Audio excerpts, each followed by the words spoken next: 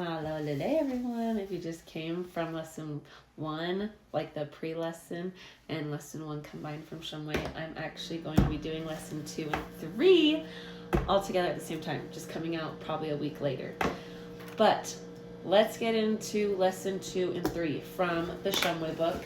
This is the book that I use to be able to learn Tongan. If you don't have it already, highly suggest if you're looking for something that's very all-inclusive. This has pretty much everything. The Intensive Course in Tongan by Eric B. Shumway. You can find it on Amazon. It's on my storefront with all my other things that I highly suggest you have if you're studying the Tongan language. Things that I just use to help memorize, to make things more organized, different things like that. This is lesson 2 and 3 from Shumway's book, and lesson 1, pre-lesson, were very basic greetings, which I feel like you can get from almost any YouTube video, from any of my TikTok videos and other videos that have been posted online as well. When we get more into the Shumway book, more into the grammar, there's a lot more to take apart, so we're going to be doing that today.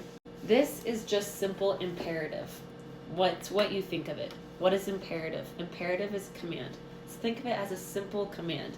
These are just verbs that you can say to someone and they do. And this is honestly the Tongan that I use with my kids all the time. So if you are wanting to teach your kids Tongan, this is going to be the lesson for you, because this is a kid appropriate lesson. Alu, ha'u, kai, tuku. Any of those verbs, those are all simple imperative phrases, because they're not sentences. They don't have a subject. They just have a verb. And he writes some of these notes down in the book, if you're able to read it. So on page 3 for lesson 2, it says to do kind of like a call and repeat activity with the students. So, and it's saying he wants the teacher, whoever's teaching, to say it, and then whoever is listening to repeat. So on page 4 it has the drills. So I'm going to say some of the verbs here so you guys can hear them, and if you want, you can repeat after me. I even do this for my students when I teach English as a second language. So this is very helpful for pronunciation. Again, singular imperative has the verb and the translation in English. If you're on page 4, I'm going to start from the beginning. Ako, alu, ha'u, inu, kai, lea, tangutu, tu'u. So those are singular imperatives. So that's just saying to whomever you're speaking to.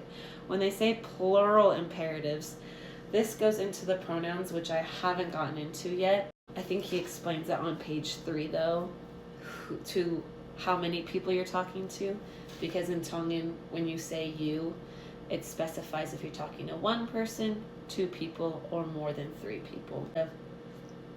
Alu, you'd say mo alu if you're talking to more than one person. Mo ako, mo inu, mo kai. Someone will say that to you in their house.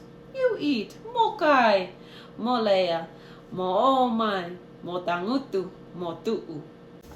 Oh my gosh, that was crazy. I will put a chart actually up here on the screen of what the pronouns look like, because it can be kind of confusing, and honestly I think this is one of the things you will mess up the most on when you're first starting to speak Tongan, and that is okay, because it's so confusing having to think of just the amount of people that you're talking to. It's very different when you're just going from English and you just say, oh, you, them, there. It's our native language. Of course we're going to understand it. But learning, it's only 2 of them. It's mo, not mo. It's all of us, not just them. It's a different pronoun. So I'm going to leave this chart up here as well. And maybe, am I being too ambitious? Maybe I'll have a little worksheet activity thing that I post on my beacons for you guys to be able to download.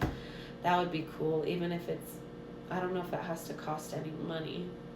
I'd rather it not, but like even if it's like $1 for like a few pages from the first to the third lesson, I can get like a bunch of different exercises and activities for you guys to be able to do. So maybe I will do that for you guys, just because that's the most simple way I can help you to be able to practice those pronouns. And in the third lesson, if you go to page 6, they're talking about the different tense markers, which again is like this whole other chart thing. So let's just stick with the pronouns, because the pronouns, if you practice the pronoun just with a verb, I feel like that will be good practice to be able to know, okay, this is the pronouns that I need to be using, like practicing using the correct pronoun in the correct situation. Okay, so that's what we're gonna do for that. And then in the next video, I will get into the tense markers and different things like that, so that way it will all just kind of divide itself up, because you need to be able to have time to study and practice. Again, why I think doing a worksheet would be helpful, especially if you don't know where to start with a practice. Or if that was kind of all over the place. I feel like these lessons are really short, but again, I think it's helpful to have someone kind of break it down for you. Stick around if you want to see more. Hopefully I will post more.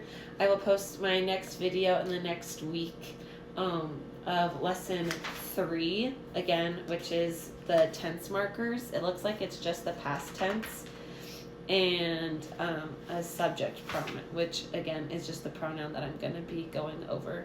So we shall see. Thanks for watching, you guys. I appreciate all your support. Like, share, subscribe. I'm going to be posting more of these, and yeah, hopefully I have to. Thanks.